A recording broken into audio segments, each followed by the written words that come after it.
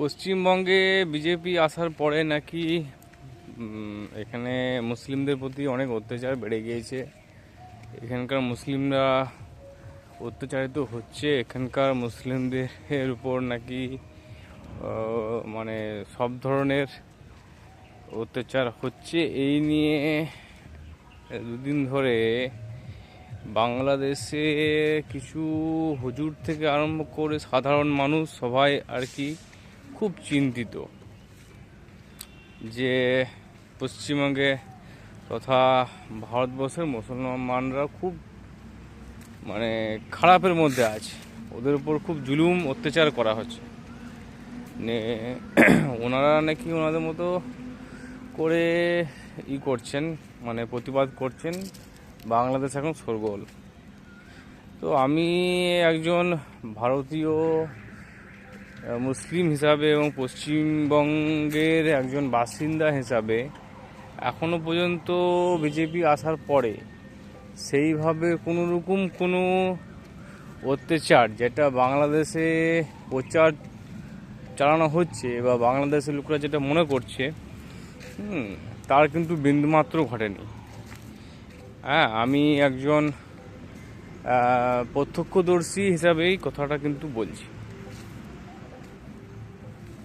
বাংলাদেশ একটা ছোট্ট কান্ট্রি, আমাদের পশ্চিমবাংলার মতোই এটা রাজ্যের মানে যতটা আয়তন তার থেকেও কম বা সমানই ধরে নিলাম।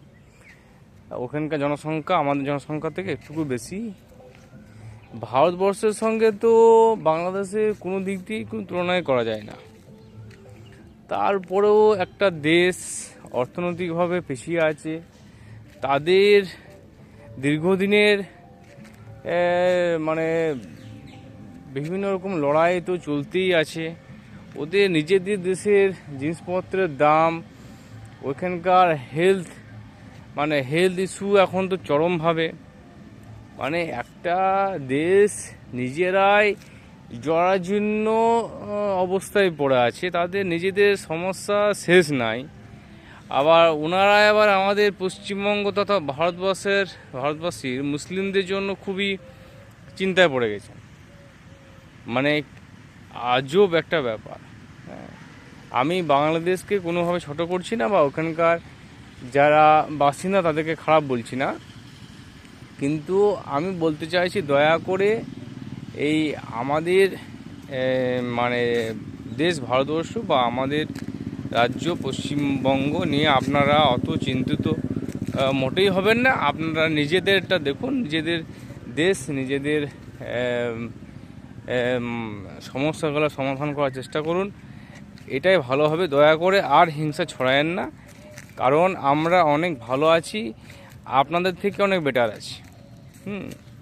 ওইখানে হাসিনা সরকার চলে যাওয়ার পরে তো আমরা দেখেছি ওখানে কিভাবে কতটা ভায়োলেন্স হয়, ওইখানকার সংখ্যালঘুরা কতটা অত্যাচারিত হয়, তার সঙ্গে এখানকার সংখ্যালঘুদের কোনো তুলনা করবেন না।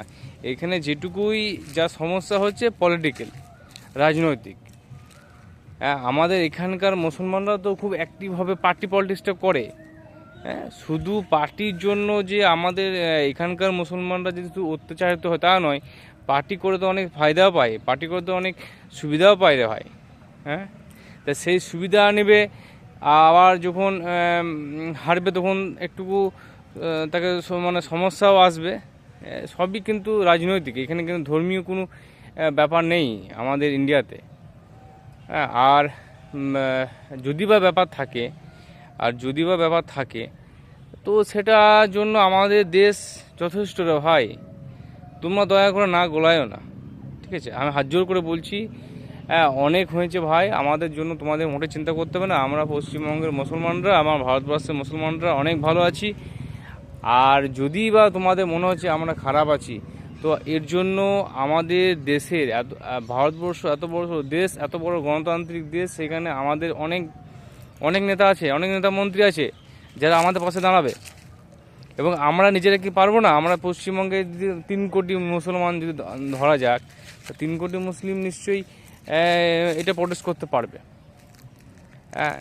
আর গোটা ভারতবর্ষতে এরকম একটা সিচুয়েশান হয়ে আছে, সেখানে পশ্চিমবঙ্গের জন্য অত মাথা মানে বাংলা মানে আমাদের ভাষাটাই এক বলে কি, বা আমাদের বর্ডার লাইনটা এক বলে কি। তো যাই হোক, এখন এটা নিয়ে এখন আর দয়া করে বেশি হিংসা ছড়াবেন না, সবাই নিজের মতো মতো করে ভালোবাসুন, মানে বাঁচুন, আমাদেরকেও বাঁচতে দেন, এটুকুই বলবো।